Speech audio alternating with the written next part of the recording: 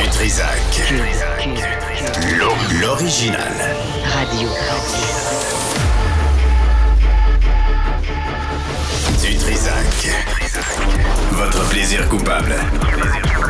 Cube Radio. Bonjour tout le monde. Vendredi 13 octobre 2023. J'espère que vous allez bien. Pas besoin d'être superstitieux pour penser que ce vendredi 13 octobre va porter malchance. C'est un euphémisme. La journée commence en apprenant l'assassinat d'un enseignant en France et deux autres qui ont été grièvement blessés par un homme d'origine tchétchène qui a crié « Allah Akbar ». Laissez-moi deviner quelles sont les intentions et les allégeances religieuses de ce type. Allah Akbar. C'est comme un indice, Sherlock Holmes. C'est comme il y a eu une série d'attentats au couteau.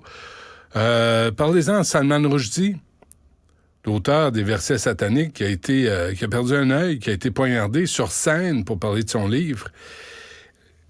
Là, on va revenir sur la question. On attend vers midi le chef du SPVM, Fadi Daguerre, en entrevue aussi. Ça va être une journée un peu lourde, même si c'est un vendredi, parce qu'on annonce des manifestations. Il y a lieu des manifestations partout en Occident. Il y en aura une à Montréal ce soir. Et avec nous, Richard Marceau, qui est vice-président et avocat général au Centre consultatif des relations juives et israéliennes. Monsieur Marceau, bonjour. Bonjour, M. Dutrisac. Merci d'être avec nous. D'abord, cet appel à la colère, à la rage par le chef du Hamas qui se cache, lui, en Turquie puis au Qatar, trouvez-vous qu'on le prend au sérieux, cet appel? On le prend... en tout cas, la communauté juive le prend au sérieux. Je vais vous dire que les gens sont craintifs, même ici à Montréal, là. Quand on fait partie de groupes de discussion, là, en bon français, des chats, les gens se demandent, est-ce que je peux envoyer mon enfant à l'école? Est-ce que je peux le laisser marcher chez son ami demain? La communauté juive a peur parce que, souvenons-nous, il y a de ça 6 jours, suite à l'attaque du Hamas qui a massacré des enfants, a brûlé des enfants, a violé des femmes, pris des otages. Il y a des gens dans les rues de Montréal qui célébraient cela en distribuant des bonbons, en dansant et en chantant. Mm-hmm. Alors, nous savons qu'à Montréal, il y a des gens qui appuient ce genre d'ignominie. Alors, les gens se disent, s'ils sont prêts à fêter ça, qu'est-ce qui les empêcherait de faire ça ici? Oui. Comprenez-vous le message du ministre de la Sécurité publique, François Bonnardel, quand il dit « Il y a une nuance entre manifester et inciter à la haine qui contrevient au code criminel ». Voulez-vous bien me dire comment on va distinguer les deux? Moi, je pense que c'est étant avocat puis étant un fort partisan de la liberté d'expression, je fais toujours bien attention à ça, mais à mon avis, célébrer le Hamas ou faire démontrer l'appui pour le Hamas est très problématique en droit criminel. Et si ce ne l'est pas, si ça n'atteint pas, je dirais, la barre qui est celle des articles 318 et 319 du Code criminel, alors je pense qu'il est temps que les législateurs se penchent là-dessus. Il y a en France un délit qui s'appelle l'apologie du terrorisme. Je pense que si ce n'est pas couvert, et je commence à faire mes recherches là-dessus, si ce n'est pas couvert en droit québécois, en droit canadien, je pense qu'il faudrait qu'on le couvre. Écoutez, sauf erreur, M. Marceau, là, moi j'ai vérifié cette semaine, j'en ai parlé de l'apologie du terrorisme, et c'est dans le Code criminel. Il y a une loi en 2015 là, sur la loi antiterroriste. Il y a une référence à l'apologie du terrorisme. Je ne comprends pas qu'on laisse aller ces manifestations. Est-ce qu'on devrait les interdire puisque vous l'avez mis en contexte? Et là, les gens vont dire, on fait une infopub pour Israël. Le conflit est historique, là, puis c'est pas moi qui va régler ça dans une entrevue de 10 minutes. Mais ce qui s'est passé, l'attaque contre des civils qui dansaient, des enfants décapités, des femmes violées, kidnappées, c'est ce sur quoi on doit se pencher ce soir, là. Il y a des raisons de se dire pro-palestinien et de vouloir que les Palestiniens vivent en sécurité, aient leur dignité, aient leur liberté, etc., etc. Il y a une marge, et elle n'est pas mince, entre vouloir que les Palestiniens aient leur État en paix à côté d'Israël et célébrer des massacres de milliers de civils, des gens brûlés vivants, des viols, des bébés massacrés, décapités. Il y a une marge entre les deux. Et si quelqu'un qui nous écoute, M. Dutrisac, n'est pas capable de voir la différence, cette personne a besoin de se faire examiner la tête, pas à peu près. Cet appel à la rage et à la colère, là, c'est toujours bien pas un appel à l'entraide et à l'amitié. Est-ce qu'on est en train de se faire berner par notre propre tolérance? Je pense qu'on est un peu naïf, parce qu'on est ici au Québec, on est ici au Canada, et on se rend pas compte, parce qu'on est à l'abri, là, on se rend pas compte qu'il y a des gens qui sont fondamentalement mauvais, qui incarnent le mal profond. Et c'est se mettre la tête dans le sable, pas à peu près, de se rendre compte, de pas se rendre compte que ça n'existe pas. Et si les images qui nous sont parvenues hier, de corps brûlés, de familles entières détruites, les images de gens qui célèbrent en crachant sur le corps à moitié dénudé d'une femme qui a été prise en otage, il n'y a rien qui va les faire comprendre. Et c'est comme je le disais, moi si j'étais ces personnes-là, je me regarderais dans le miroir en me rasant le matin et en me disant il y a quelque chose qui n'est pas correct avec moi. Ouais. Votre fils est à Tel Aviv? Mon fils travaille à la Cour suprême à Jérusalem, et là, il est chez sa copine à Beersheva, qui se trouve à peu près 20 minutes de tout Gaza, parce qu'il passait la fin de semaine chez sa copine quand tout ça a commencé. Et avez-vous eu de ces nouvelles? On est en constant contact. C'est évidemment très stressant. Et à un moment donné, je lui parlais, et il m'a dit « Il faut que je te laisse. Regarde ce qui se passe », et là on entend les sirènes, et il avait laissé son téléphone pour que j'entende, et peu de temps après on entend les booms des missiles là. Alors être un père ici au Québec et savoir que son fils est là sous les bombes, c'est stressant. En même temps, il veut pas quitter. Il se dit c'est pas vrai que je vais avoir peur ou que je vais laisser ces gens-là complètement détruire ma vie. C'est le rêve d'une vie de travailler à la Cour suprême d'Israël pendant quelques mois. Je laisserai pas ces enfants de chienne-là, pardonnez-moi l'expression, m'empêcher de vivre cette expérience-là. Bon, croyez-vous, M. Marceau, que la paix est possible avec les Palestiniens? Je le souhaite, M. Dutrisac, là, mais ce que le Hamas a fait, il a possiblement brisé à tout jamais le rêve que d'ailleurs je partageais d'un État palestinien.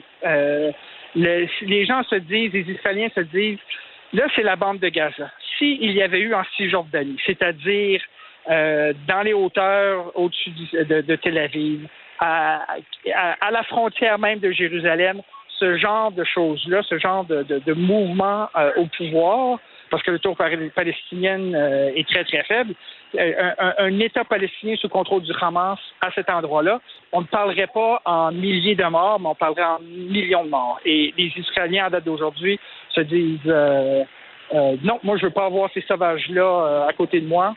Ces gens qui sont prêts à toutes ces sauvageries-là de meurtres, de viols, de corps mutilés, brisés, je veux pas ça à côté de moi. Ouais. Et je dois avouer qu'aujourd'hui, j'ai de la difficulté à les en blâmer, tout en déplorant les victimes d'innocentes qui sont déjà constatées dans les territoires palestiniens et qui, malheureusement, il y en aura d'autres parce que vous avez vu hier, là, quand autour de minuit, quand Israël a demandé à la population du nord de Gaza de se déplacer vers le sud pour les protéger en disant déplacez-vous parce que nous, on ne vise que les militants du Hamas, que les terroristes du Hamas.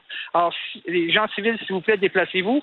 Et le Hamas, quelques heures plus tard, a annoncé qu'il empêcherait les civils de se déplacer. Il barre les rues, en mettant des pneus en feu, en ayant certains de leurs miliciens empêchant les gens de sortir. Des endroits qui ont été ciblés par Israël. M. Marceau, quand vous apprenez que la CBC et Radio-Canada ont impose une directive aux salles de nouvelles de ne pas nommer le Hamas comme un groupe terroriste. Comment vous réagissez? C'est orwellien, hein? La paix, c'est la guerre et tout ça, là.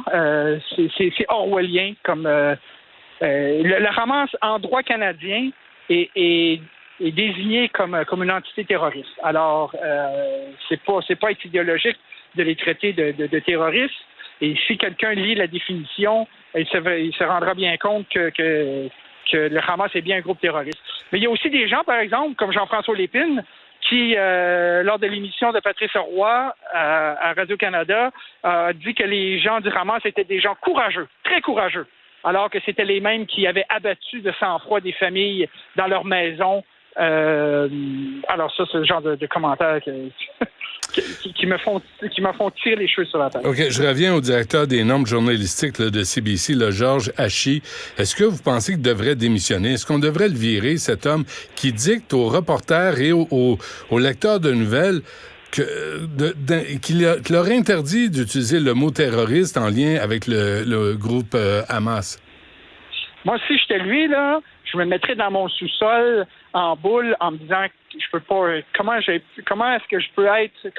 pu être aussi ridicule avec cette directive-là? Là, ce qu'on apprend aussi, l'hôpital juif de Montréal offre des services réduits. On augmente la sécurité. Est-ce que c'est normal dans une ville d'avoir un groupe de citoyens qui ont peur pour leur sécurité ou même leur vie? Non, ça ne l'est pas. Je dois dire, par contre, que le service de police de la Ville de Montréal est extraordinaire. Les liens que nous avons avec eux sont constants. C'est la même chose pour toutes les forces policières à travers le pays. Et ça, nous en sommes très reconnaissants. Mais vous l'avez dit, il n'est pas normal qu'en 2023, qui que ce soit ait peur pour leur vie. Et quand les gens disent, d'ailleurs ça, c'est pas une question d'antisémitisme, quand il y a des manifestations, puis il y en a un peu partout à travers le monde, vous l'avez vu, là, devant des commerces ou des institutions juives pour ce qui se passe en Israël, on voit que c'est pas une question de pour ou contre une politique israélienne, c'est une question, c'est est-ce que les Juifs doivent être laissés en vie? Des moqueries, des doigts d'honneur, des insultes, des menaces. Moi, j'ai vu ça là, dans les manifestations simili pro et palestiniennes. Puis on laisse aller. À force de laisser aller, on s'en va vers quoi et vers où? Je n'ai pas de boule de cristal, M. Dutrisac, mais je pense pas qu'on va dans une bonne direction. On a une population, on a certains membres de notre population qui sont radicalisés, qui manifestent en faveur de groupes sanguinaires. Et c'est un gros problème. Et c'est aussi cautionné, disons-le, par des institutions qu'on croirait respectables. Le président ontarien du syndicat de la fonction publique du Canada, CFP, QP en anglais, est sur les réseaux sociaux en disant « Vive la résistance, de la mer à la rivière, la Palestine va être libre », ce qui veut dire « tirons les Juifs à la mer ». Là. Alors, quand il y a des institutions comme ça, il y a des professeurs universitaires qui disent « Finalement, quelle grande journée qu'est ce journée, ce 7 octobre, alors que plus de 1200 civils ont été tués ». C'est pas juste une question de certaines populations qui sont radicalisées. Je m'excuse le mot, là, cette pourriture, ce manque de compas moral, de boussole morale, touche aussi une partie de nos élites. Pourquoi, question là, je sais, on n'a pas 2 jours pour y répondre, M. Marceau, là, mais je m'essaie avant qu'on se quitte, là. Pourquoi certaines personnes détestent autant les Juifs? M. Dutrisac, il y a des bibliothèques remplies de ça. Pendant un bout de temps, les Juifs sont trop capitalistes. L'autre, c'est les Juifs sont trop communistes. L'autre, les Juifs sont trop différents. L'autre, c'est les Juifs veulent trop s'assimiler. Le Juif a été souvent l'autre avec un A majuscule parce que il se veut le témoin de quelque chose que les gens n'aiment pas. Alors, on projette sur le Juif ce dont on déteste le plus, Et c'est ça depuis la nuit des temps. Ouais. Vous méfiez-vous aussi des Juifs orthodoxes, des Juifs radicalisés, parce qu'il y en a aussi. J'en vois pas ici, puis j'ai pas vu de manifestation de Juifs nulle part qui célébraient la mort d'enfants et de femmes palestiniens. J'ai pas vu ça partout. Si vous en voyez nulle part. Si vous en voyez, faites-le-moi parvenir parce que je vois pas ça du tout. Ce soir, M. Marceau, là, comment vous allez vivre ça ce soir? Est-ce qu'il y a matière à avoir peur? Parce qu'il y a eu un appel au calme, puis il ne devrait pas avoir de débordement lors de manifestations. Y croyez-vous? Êtes-vous prêts? Ben, la communauté l'est. La sécurité est renforcée partout. J'ai reçu, moi, un message de ma synagogue en disant que la sécurité a été renforcée. Les patrouilles de police ont été augmentées. Donc, ce qui doit être fait est fait.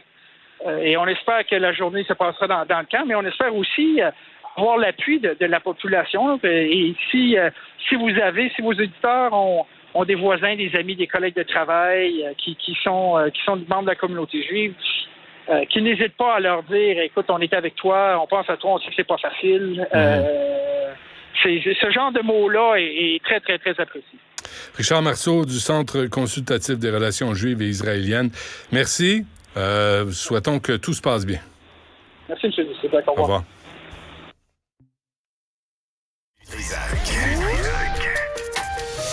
Des propos cohérents. Des opinions différentes.